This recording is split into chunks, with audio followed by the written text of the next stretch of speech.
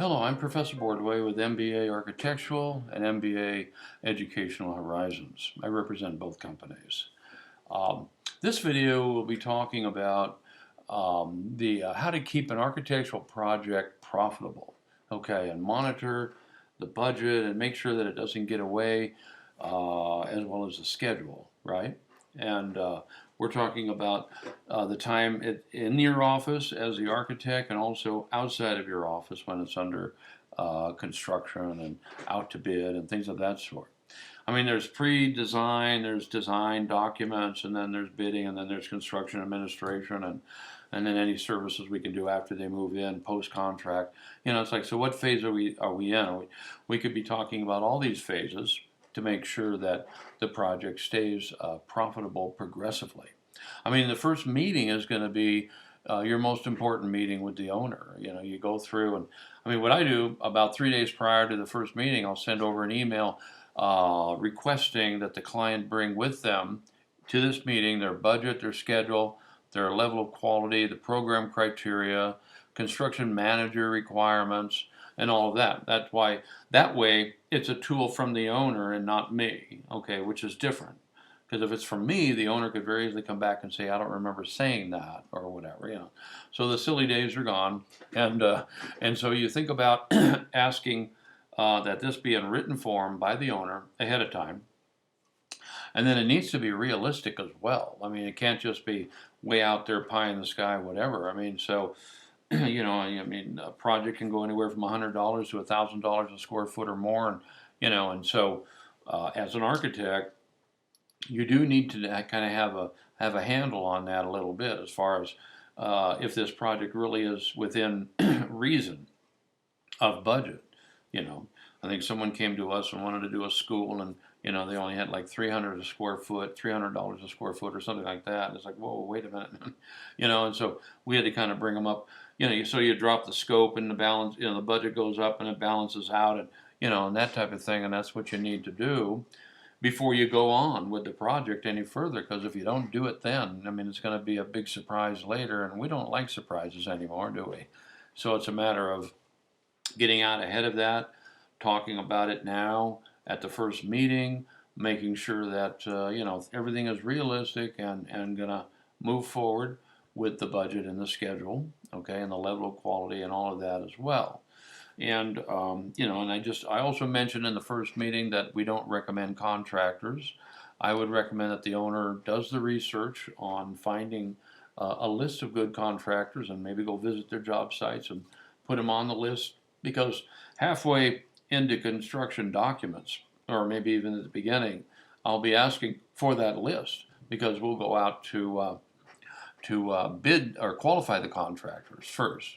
We'll qualify them first, and then then we'll get on to a long list and a short list and so on, and then ask for bids after that time. But anyway, going back to the early stages of the project, making sure that everything is reasonable, okay, as well, and it works, and then we go into, you know, the phases you're hired for. I mean, if it's pre-design, you know, and we'll go into, you know, that type of thing as well. Sometimes the client will come to you and they know they need to do something recommended by their accountant, that they got to have some type of write-off going or whatever. So I know I want to do something, but I don't know what it is or where it is or what it is, you know. And so in pre-design, we're kind of like starting from zero, you know. It's like, and then you go from there. Well, what would you like to do? Well, I've been doing restaurants in my family for, you know, it's like 2 or 3 generations in my family, so I might want to, you know, do a restaurant or whatever it happens to be. Okay, so anyway, you establish that, make sure that it's, you know, properly, you know, zoned and so on, and assess the different sites and, you know, things of that sort, and then kind of go from there as far as establishing the type of function that it is and where it's going to be, and how costly is the site going to be. When you start moving earth, then, you know, you probably double the budget. You have to kind of watch out for all that excavation, import, export, you know, things of that sort as well. So, especially if it's a steep site, you might get into retaining walls and step footings and things of that sort. So it becomes costly, you know, to do that type of thing. But anyway, So we're going through and we are doing some estimates as well, because architects are estimators. I mean, that is part of our responsibility. You can't get out of that. I mean, you can hire a consultant to do estimating and then submit that document as part of your package and so on. That's fine, but you still have to. You have the responsibility to design something within the budget constraints and schedule constraints of the owner. Okay, you just can't, you know, take off and do a high end project in a low income area or something. It's just not going to work.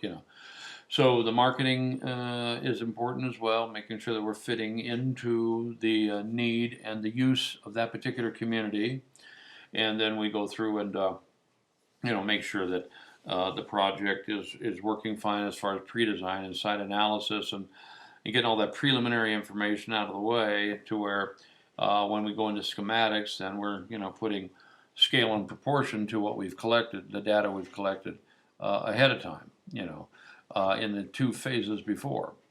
And so in schematic phase, we can be working with the agencies as well and making sure we're getting preliminary approvals from them, normally the planning department or an association also, if you're involved with an association. And we want to make sure that that those approvals are occurring, and then that way, especially before we go into design development and then construction documents, phase. You want to make sure before you start locking in, that you have those preliminary approvals from those agencies to allow you to move forward. Sometimes there's moratoriums, get in line. We're not, you're not allowed to have any water in this area yet, or something like that. It could be a water issue. It could be a fire issue. It could be a rezoning issue. I mean, I know in parts of California, where a single-family house was now can be allowed to be a duplex or a fourplex or whatever. And so density is changing because population is changing, and so they've got some new rules going on there. So just have to be aware of the density and the zone and that type of thing to make sure that's all fitting properly. And then we'll go into design development. Now keep in mind what I do is I just contract with the system consultants inside the building. I let the owner contract with everyone outside the building, the soils, the geologists, the civil engineer, landscape architect, marketing people, feasibility consultants, all of them. They can contract with the owner. I mean, I'll communicate and coordinate with those consultants to make sure that I'm incorporating their data into our package that I'm putting together, as well as my consultants, inside the building. I mean, I contract with them to make sure that their information is working with each other, and also, their design is working with my design. We don't have a lot of conflicts going on, with that. Usually, I'll put a day or two aside and make sure that I follow through and make sure that there's no conflicts where ducks meet beams or whatever it happens to be. So we go through and we specify that, and we're also having weekly meetings progressively, and inviting the owner or their rep. That's the thing that we talk about in the first meeting with the owner. It's like, who's going to be your rep, And then they'll say, well, I don't need a rep. I'm going to be at all meetings, So it's like, well, you can't guarantee to me tomorrow that you're going to get laid up in some type of accident, but this project needs to progress. And I'm not going to be your rep. I mean, architects and CMs and general contractors, cannot be owners' reps, because now they're wearing 2 hats at the same time, conflict of interest. And so it has to be a third-party person. It could be a letter by the owner or power of attorney form, whatever, to the architect saying, take direction from this individual in my absence. Okay, so I've got a backup person, and I'm not on the hot seat making decisions for the owner, And so we have to take a look at who's going to be the rep as well. So the owner or their rep can be in the meetings as well, in-house meetings progressively, and just to keep them in the loop, no surprises. And then when you start generating documents in the DD and the CD phase, 20, 40, 60, 80, I send the package, I call it the Big Five, to the owner, drawing specs, calcs, reports, cost estimation, to the owner and I get them to sign off, date and sign off, send it back to me, and then we go through and we'll confirm any comments they have. And so this confirms the fact that I'm keeping the client progressively up to date, and I'm complying with their criteria as well as agency criteria. Their criteria would be the budget and the schedule, and all the criteria that we talked about earlier on in the previous phases. And we're continuing on and developing that data into fine-tuned information into the documents as well, right? So you should have meetings at the beginning of the week, and it's like, let's talk about the progress of the project, any problems, are we on budget still? I mean, when an architect generates a contract, I mean, we also dictate the time frame allocated for the phases and the responsibilities that we are hired to do, right? So it's like schematic phase would be 1 month, construction documents could be 3 to 4 months, and that type of thing. Bidding could be another month or 2 months, and so after you're through with the construction documents, you're going to bidding if you're hired for that, making sure the bidders have all the data. And usually when you go to first plan check, the owner wants to go to bid. I mean, we call it pre-bid. I recommend against it verbally and in written form, the 2 actions the architect takes. But if the owner wants to do that, fine, we'll go to pre-bid. Just realize that plan checking hasn't even begun yet. Not that I'm anticipating a lot of corrections, but so usually sometimes I'll get a hold of the plan checker that's going to be checking the documents, and can you send me over whatever document you're looking at the plan check, so I can kind of get out ahead of it as well, But anyway, so pre-bidding, and then once you can have a pre-bid conference to tighten the bids. Hopefully the bids all come in tight, If they're all over the place, the documents were too loose, and so we have to kind of watch out for that. That's the purpose of the pre-bid conference, to tighten the bids. And then if you're going to go to formal bid, if it's negotiated, you're only dealing with one person. It's not an issue so much. You just have to make sure that they're staying on budget and schedule. If it's public, then you're opening. You have to be exposed to all the general contractors and large in the area, and usually the owner does have to accept the lowest bid because they're dealing with taxpayers' money. They're not dealing with their own money. But anyway, so there's certain rules to follow based on the type of bid you're doing. But anyway, and then you get into construction administration observation phase, and then it's a matter of going through and taking a look at how complex is this project? How often do I need to go to the job site? I mean, on some contracts it says, well, at appropriate intervals, but I don't know what that means. And so we have to go through and talk about what's appropriate with the owner. I mean, is it a fast track, very complicated project? You might be out there once a week. If it's a standard, normal, 2-story office building, something, well, maybe once a month. So it just depends, on how often you need to go to the job site and monitor the project. I mean, that's pretty important. The things we do at the job site. Are we on schedule? Are we on budget? That's the first 2 things. I need to take the certificate of payment with me and confirm that what they're billing for has occurred, or at least the materials are there, and that type of thing. And so we're confirming all of that. I mean, if the client is making changes progressively, subtly, they call it creep, it's coming in through the back door all along, that's something that you need to stay on top of. It's like in a meeting, it's like, excuse me, I think you just affected the budget and schedule. Let me do the research on that. And the owner might say, well, if that's the case, then I'll back off and I won't add that, or something like that. At least I've advised them. Because if I don't say anything, I could be negligent for not doing something or saying something, So we could be in trouble for not doing or saying something. And so it's a matter of going through and, making sure that, we're aware of when those subtle changes occur, those little ads. Normally, 9 times out of 10, it's going to be an ad.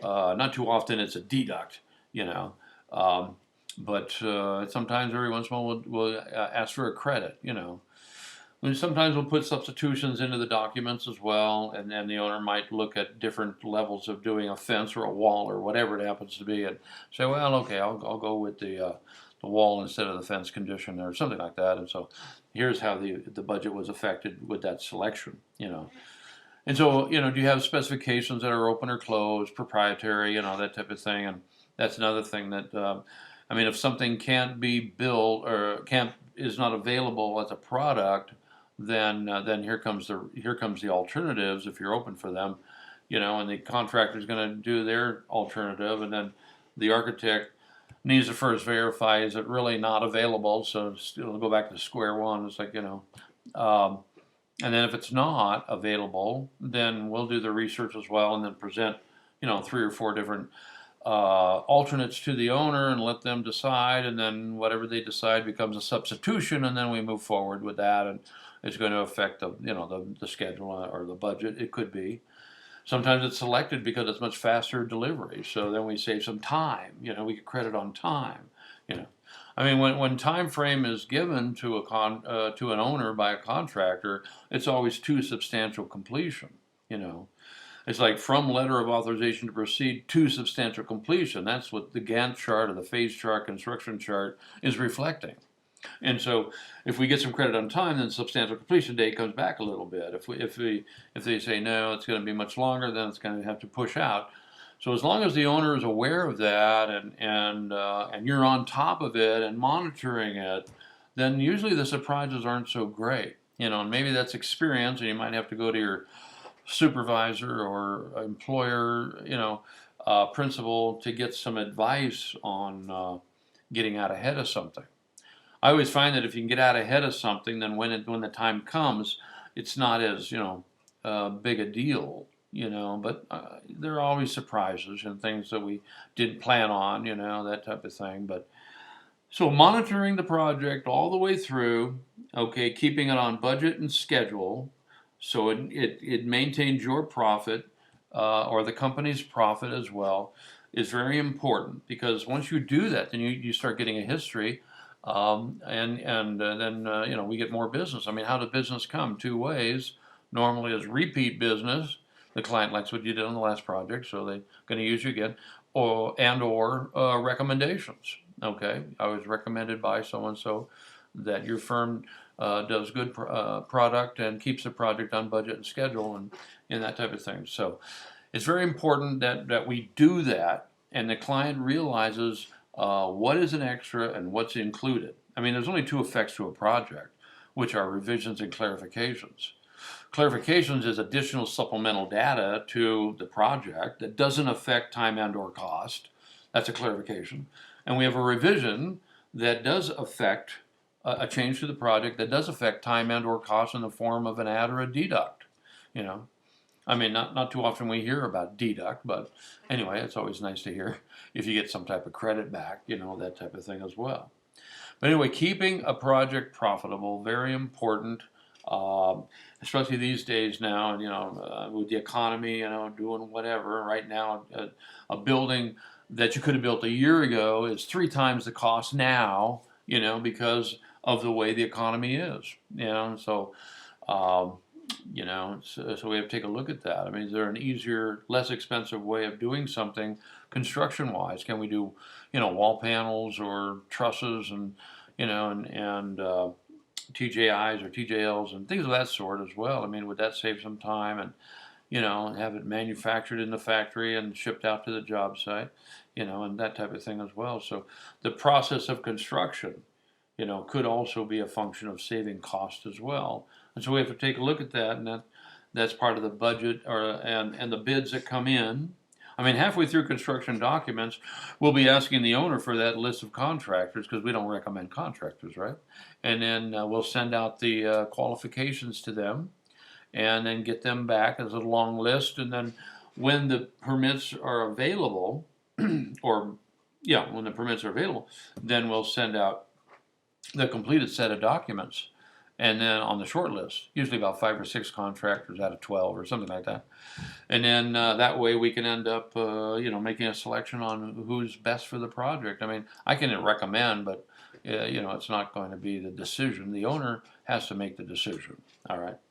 The owner decides everything. We're only presenters, informers, educators, advisors, recommenders. We don't decide anything. And if you can come to that acceptance of not making decisions on behalf of the owner or the agency, the two entities we answer to, then you stay out of trouble most of the time. So anyway, okay, I do tutoring as well, and consultation.